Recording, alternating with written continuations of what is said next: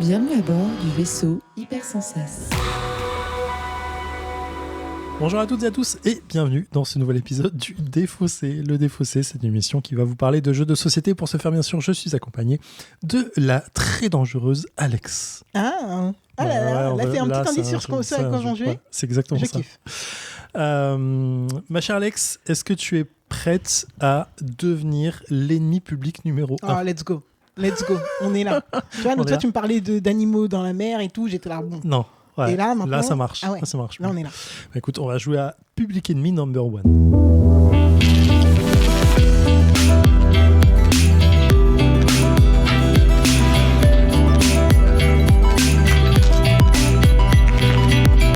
Donc le Défaussé, ça va passer en 3 parties. Dans une première partie, je vais présenter Public Enemy Number 1 à Alex. Dans une seconde partie, nous allons jouer. Nous serons 5 joueuses autour de cette table. Et dans une dernière partie, nous allons débriefer de ce jeu. Donc, petit contexte. Alors, c'est un jeu déjà de Rémi Van Kampen. J'imagine que ça se dit comme ça, il m'en voudra peut-être. Illustré par Pascal Boucher. C'est édité par Abby Games, c'est pour 8 ans et plus, pour du duo d'environ 30 minutes. Public plutôt familial de 2 à 6 joueurs. 2 à 6 joueuses, j'y arrive. Petit contexte dans lequel j'ai connu ce jeu. C'est un auditeur de 6388 et du Défaussé qui a créé ce jeu. Ouais. Il m'avait envoyé plusieurs messages quand on avait fait 6388 avec Théo en disant merci d'avoir fait l'émission, je suis fan de ce que vous faites. Ça m'a donné un peu la gouache de m'y remettre, de vouloir éditer un jeu et tout machin. Et finalement, il est arrivé. Donc ça, c'est plutôt cool. Donc félicitations. Déjà, c'est cool de s'être mis et d'avoir se mettre confronté à ce monde-là. C'est stylé. Et du coup, il nous a fait... Alors, je l'ai rencontré au Flip avec Robin du Grenier Ludique. On avait testé son jeu sur le stand cette du année Flip. Ouais, cette année. Ouais. Ok. Et là, il m'a très gentiment envoyé une boîte. Donc, pour me remercier. Alors, je sais pas trop de me remercier de quoi, mais c'est très gentil à lui. Et du coup, bah, je profite de l'occasion pour le présenter dans le Défaussé. Voilà, donc un contexte autour de ça. C'est Mims ? C'est Mims comme tout, n'est-ce pas ? Ouais. Donc, dans Public Enemy Number 1, c'est un jeu très western dans le contexte. On va jouer des bandes de gangsters de western. En fait, c'est un jeu de collection. Donc on va avoir au milieu de la table 4 decks qui vont représenter les 4 villes principales du western. Je les ai plus en tête, mais il doit avoir Tombstone éventuellement, comme ça. Je les ai plus en tête parce que je n'ouvre pas la boîte pour pouvoir l'expliquer. On va avoir aussi des jetons qui vont servir pas de collection, mais de points de victoire. Je mets des guillemets un peu là-dessus. Et le but et un tas de cartes qui va être le saloon. D'accord ? Le but du jeu, c'est un jeu de collection, c'est de collectionner dans les 4 gangs les plus célèbres de l'Ouest. Il va y avoir les Dalton éventuellement. Pareil, j'ai plus le nom en tête des autres. Ça va être de collectionner chaque fois ces gangs-là. D'accord ? On va les piocher dans chaque ville directement. Une carte et on va la mettre devant nous et on va se rendre compte que ce gang-là, ça va être je sais pas, les Dalton ou le gang bleu, jaune, rouge, machin. Ok, on sait pas ce qu'on va chercher. On sait, il y a toujours la carte est toujours révélée, donc on sait ce qu'on va prendre. D'accord ? Donc on va collectionner ça. À la fin de la manche arrive quand un des tas de la ville est complètement vide, la manche s'arrête et là on va compter les collections qu'on a devant nous. La personne qui a le plus de gangs verts, par exemple, va prendre le token du gang vert et ainsi de suite. D'accord ? Quand on a tous collectionné, quand quelqu'un a collectionné tous les gangs, il gagne la partie. Il devient le premier, l'ennemi public le plus dangereux. Quand tu as collectionné tous les gangs ? Ouais, quand tu as un token de chaque gang. Ok. D'accord ? Donc on va faire plusieurs manches. À chaque manche, on va gagner des tokens au fur et à mesure. Et celui qui en collectionne le plus, celui qui a réussi à faire la collection de tous les gangs, gagne la partie. Ça a l'air ultra long. C'est pas si long que ça en vrai. Après, j'ai que 2 parties en truc. Donc celle que j'ai fait au Flip et une de test que j'ai fait. Là-dessus, c'est assez simple. Ce qui va apporter l'épice du jeu, le sel du jeu, ça va être le saloon. Dans le saloon, tu vas avoir différents effets qui vont se faire au moment où tu pioches. Il peut y avoir le chasseur de primes qui va te faire défausser des tokens. Une carte à quelqu'un autour de la table, de façon à réduire son nombre de gangs. Pour qu'une fois que la fin de la manche soit là, en fait, il y en ait moins que toi, par exemple. D'accord ? Il va y avoir des effets comme ça au milieu. Il y a 4 types d'effets et un qui est négatif pour la personne qui pioche, c'est le shérif. Si tu pioches le shérif, tu vas perdre quelqu'un chez toi. Donc c'est une chance sur 4 d'avoir quand même un effet négatif, mais tu as 3 chances sur 4 d'avoir quand même un effet positif pour toi. Et le jeu va continuer comme ça jusqu'à ce qu'on collectionne les tokens et qu'on finisse le jeu.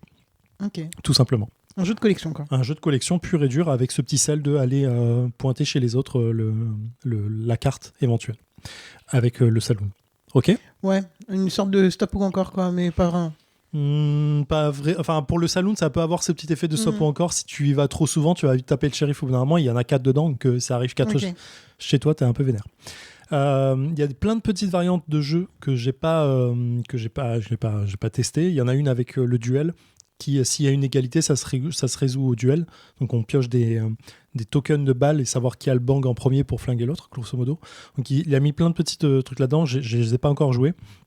Mais je vous propose déjà de tester au moins le jeu de façon basique. C'est ultra fouillis pour moi, là, tout de suite, maintenant. Mais let's go. Et j'ai vraiment un commentaire qui va être sur le design. Et d'ailleurs, je suis allé chercher carrément un tome. Pour moi, le design, il est calqué sur un comics qui s'appelle American Vampire, au moins pour la cover. Et donc, j'ai hâte de voir ce qui se passe au niveau des cartes. Parce que vraiment, j'ai saigné ce comics et je peux te dire que c'est inspiré, vampire, c'est sûr, c'est inspiré, parce que je vois pas sinon. Il y a un peu le même style, j'avoue. Ouais, je suis à peu près certaine. Et donc, voilà, comics par le fils de Stephen King. C'est vrai. Non, même pas du tout, par Stephen King lui-même. Non. Et Raphaël Albuquerque et Scott Snyder. Oui, enfin, il est dans les premiers tomes. Moi, je croyais que c'était son fils, mais en fait, non, j'ai bugué. Mais ouais.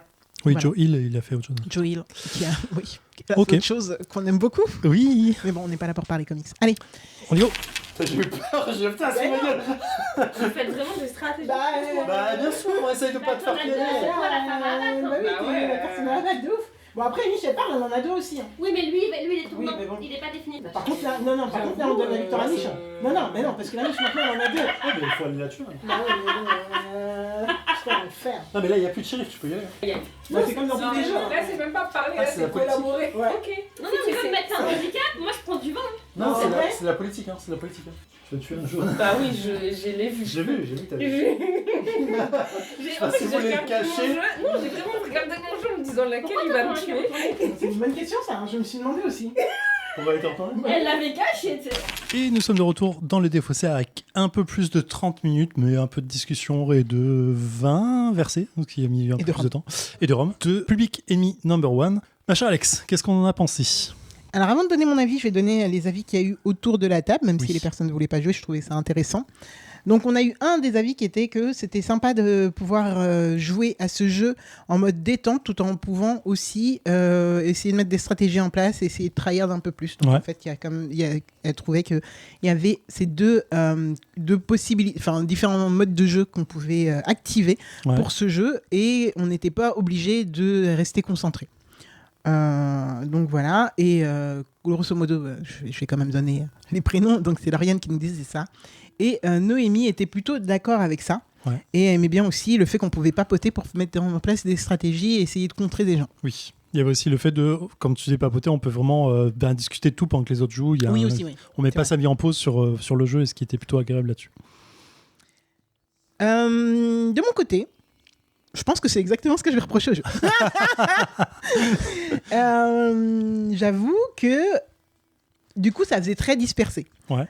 Parce qu'en effet, on n'était pas bloqué sur le jeu et en même temps, en effet, ça dépend ce que tu cherches quand tu joues et le mode de jeu que tu veux mettre dedans. Mais en même temps, j'aurais pas aimé tryhard sur ce jeu parce que pour moi, il m'apporte pas assez de stimulation intellectuelle pour que je me dise vas-y, je vais bloquer ma vie en effet dessus. Donc je comprends qu'on soit parti sur des discussions tout en n'étant pas ce que je cherche dans un jeu. Ok. Du coup, on n'a pas fini la partie entièrement jusqu'au bout. C'est-à-dire que normalement, il faut 4 jetons pour gagner. Donc, 5 jetons pour gagner. Donc, il faut les 4 couleurs, plus un jeton qu'on gagne quand on est majoritaire sur toute la manche. Sur toute la manche. En point sur toute la manche, exactement. Noémie gagnait avec les 4 couleurs, mais elle n'avait pas le bouton, le token one. Et j'ai proposé qu'on arrête quand même la partie parce que, en effet, je m'amusais pas tant que ça sur le jeu. Bien qu'en effet, en fait, je trouve que c'est quand même un peu la base du jeu, tu vois, quand on a cette possibilité de pouvoir un peu se contrer les uns les autres et puis se dire, en fait, Je pense que là aussi, autour de la table, il n'y a pas forcément des gens qui jouent souvent. Mais en vrai, ce truc on bloque à tel ou tel endroit, c'est un truc qui vient assez naturellement quand il y a des gens qui jouent beaucoup autour d'une table. Donc il n'y a pas forcément aussi besoin de le mettre en place forcément. En fait, on voit qu'il est en train de gagner, donc on se dit on va pas laisser cette personne bien sûr. gagner. Donc voilà. Après, je comprends très bien l'attrait qu'il peut y avoir avec tout public du coup. Autant des gens qui jouent que des gens qui jouent moins. Et je pense que je suis juste clairement pas la cible. Après, il est sortable avec tout type de public et ça peut être appréciable. Voilà. J'avais cette interrogation sur le design au début de partie pour savoir si j'allais retrouver ce design qui pour moi est très très très très inspiré de American Vampire et au final non, puisque ils ont un peu botté en touche en mettant des ombres plutôt. Et ça, c'est une petite déception, mais peut-être parce que j'attendais quelque chose en particulier dessus. Mais je trouve que ça, c'est clairement botté en touche. Je pense que c'est un problème de coût plus qu'autre chose. Mais oui, parce que faire X illustrations, là, t'as 4x4, t'aurais au moins 16 expressions à faire. C'est pas la même chose que d'avoir juste 16 ombres à créer. Je pense que c'est vraiment un problème de coût là-dessus, de production. Parce que le reste est assez bien fait. Enfin, le dos des cartes est assez bien fait. Très détaillé. C'est assez beau. En vrai, visuellement, le jeu, moi, je le trouve assez cool. Je regrette juste un tout petit peu les tokens en carton, mais c'est un problème de coût aussi parce que t'as envie d'avoir des tokens de poker. Parce que c'est du western et que ça marche avec ça. C'est pas faux. Zéphirien, qu'est-ce que tu penses du coup de Public Enemy Number 1 ? Alors, pour moi, il manque un truc dans le jeu. Je saurais pas le décrire, mais effectivement, c'est familial dans le sens... c'est la description familiale que tu as donnée, que Lauriane a donnée. C'est on s'amuse en même temps que discuter, que manger, que boire, et c'est ok, ça tourne, et puis ça revient à notre tour. En un coup d'œil, on voit à peu près où on allait partir, on peut continuer à jouer.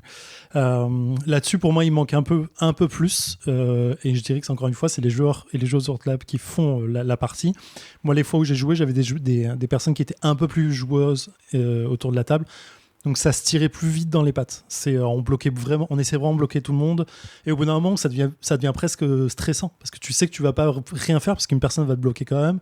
Et du coup, cette pile saloon va quand même évacuer les choses un peu. Et parfois à ton désavantage. Donc c'est un peu le risque du truc. Oui. À quel point c'était long du coup ? Ça allait un peu plus vite, mais parce que là on discutait pas, on jouait. Okay. Et en fait, du coup, tu enchaînes vraiment la pioche, quoi. Genre, t'as pas le temps de recouvrir la nouvelle carte, que tu sais déjà ce que tu vas prendre. Donc, ça a enchaîné un peu plus ce truc-là. La dernière phase est un peu plus longue sur le one. En tout cas, c'est ce que j'avais ressenti. Sur le côté, en fait, tu vas vite bloquer la personne qui a 4 tokens parce que tu vas essayer de l'empêcher de faire des points.